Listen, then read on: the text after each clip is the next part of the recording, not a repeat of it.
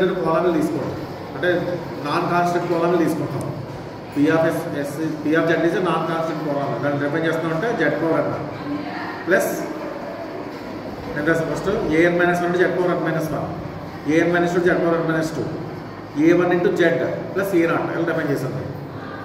అర్థమైందా? z power n non constant తెలియడం కోసం, ఎందుకంటే ఇక్కడ z పవర్ మల్టిపుల్ ఎంత అయింది 1 అందుకనే నాన్ జీరో పోలాలు తెలియాలి కదా. నాన్ జీరో పోలాలు తెలియడం కోసం z పవర్ n రాసాం.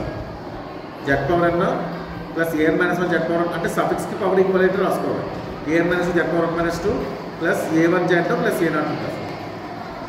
దాని నుంచి ఇప్పుడు లిమిట్ కట్టాం. లిమిట్ z అంటే p ఆఫ్ z అంటే ఇప్పుడు z అంటే z పవర్ n కామన్ తీసి z పవర్ n కామన్ తీస్తే ఎంత వస్తుంది? ఇక్కడ 1 ఇక్కడ an - 1 అంటూ z పవర్ n - 1 మిగులుతుంది.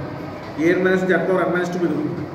a1 into z power 1 - n ఉంటుంది. 1 - n అంతేనా? నెక్స్ట్ a0 అంటే z పవర్ -n అవుతుంది. ఇది వచ్చేస్తుంది. అర్థమైంది? ఈ రెండు గుర్తుపెట్టుకోండి. ఈ రెండు నెక్స్ట్ టైంలో అప్లై చేస్తూ ఉంటుంది కదా. Next fundamental theorem of algebra. Fundamental theorem of algebra statement కూడా మీరు గుర్తుపెట్టుకోవాలి. స్టేట్మెంట్ చూడాలి. If p of z is a non constant polynomial అంటే ఇది చెప్పిన నోట్ ప్రకారం అవుతుంది. Then there exist a complex number a such that కేవలం p of a equal to 0 అవ్వాలి. నాన్ జీరో పోలామిల్ కనుక నాన్ కాన్స్టెంట్ పోలామిల్ అయితే దానికి ఒక సొల్యూషన్ ఉందన్నమాట. ఆ సొల్యూషన్ ఏమంటే ఏ ఇక్కడ p of a ఈక్వల్ 0 ఏదో ఒక కాంప్లెక్స్ నెంబర్ 0 అవ్వాలి కాన్స్టెంట్ పోలామిల్ అయితే. Proof by hypothesis p of z is non constant polynomial. Non constant polynomial అంటే బయట డిఫైన్ చేస్తాం కదా, అదే డెఫినేషన్ రాస్తాం. p of z equal z power n లో a - 1 z power n - 1 plus a - z power n - 2 plus so a1 z plus a0 plus. మరి ఏ claim చేయాలి?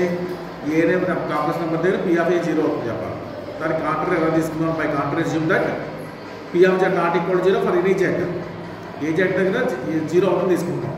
ఏదో z వాల్యూకి 0 అవుతుంది చెప్పాలి. ఏ కాంప్లెక్స్ నెంబర్ దగ్గర 0 అవుతుంది తీసుకుంటాం. అంటే ఏమైనా దాన్ని ఏమంటే అలా 0 అవుతుందని నాన్ జీరో పోలామిల్ అంటాం. ప్రతి నాన్ జీరో పోలామిల్ ఇన్వర్స్ ఉంటుంది కదా. But 1/p of z exist అవుతుంది. 1/p of z f of z అని తీసుకోవాలి. f of z equal to 1/p of z. దీన్ని మాడ్యులస్ వేసాం కూడా అవుతుంది. Modulus of f of z is modulus of 1/p of z అంటే 1/మాడ్యులస్ of p of z. 1 అంటే value 1 కన్నా చిన్నదా పెద్ద?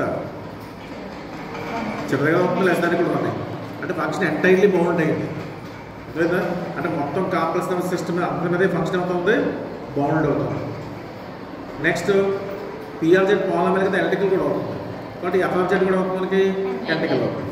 మనకి కాంట్రాక్షన్ చెప్పాలి, అది గుర్తుపెట్టుకోండి. నెక్స్ట్ ఇప్పుడు next f of z is defined and electrical అంటే రాస్తాం. అంటే అలాగే ఏం చేస్తాం?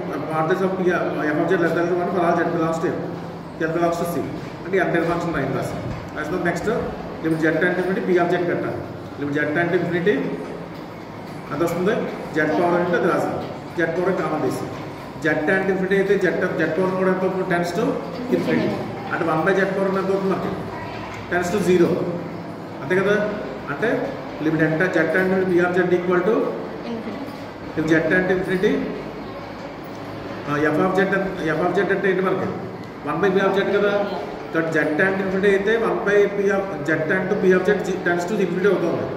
కాబట్టి f of z ఏమవుతుంది మనకి? ఇప్పుడు f of z అంటే రెసిప్రోకల్ p of z కదా. అంటే 1/infinity టెన్స్ టు 0 వచ్చింది. అంటే f of z ఏమైనా టెన్స్ టు 0 అర్థమైందా?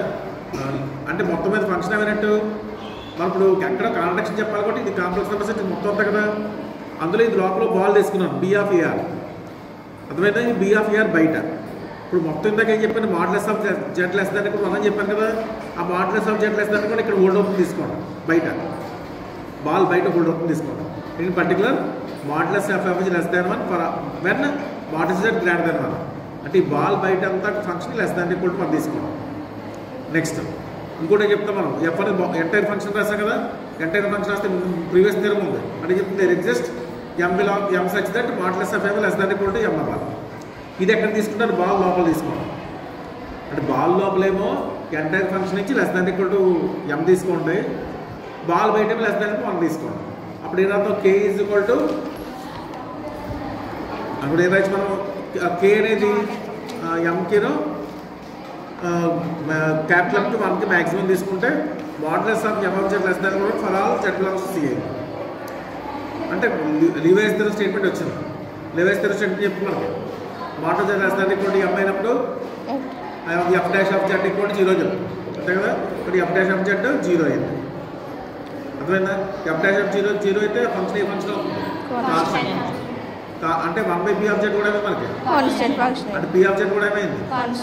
స్టేట్మెంట్లో మనం తీసుకున్నాం p ఆఫ్ జెడ్ ఏం తీసుకున్నాం, నాన్ కాన్స్టెంట్ పోలాబుల్ తీసుకున్నాం, అది తేడా వచ్చింది, అర్థమైందా. ఇది కాంటెక్స్ట్ ప్రూవ్ అయింది.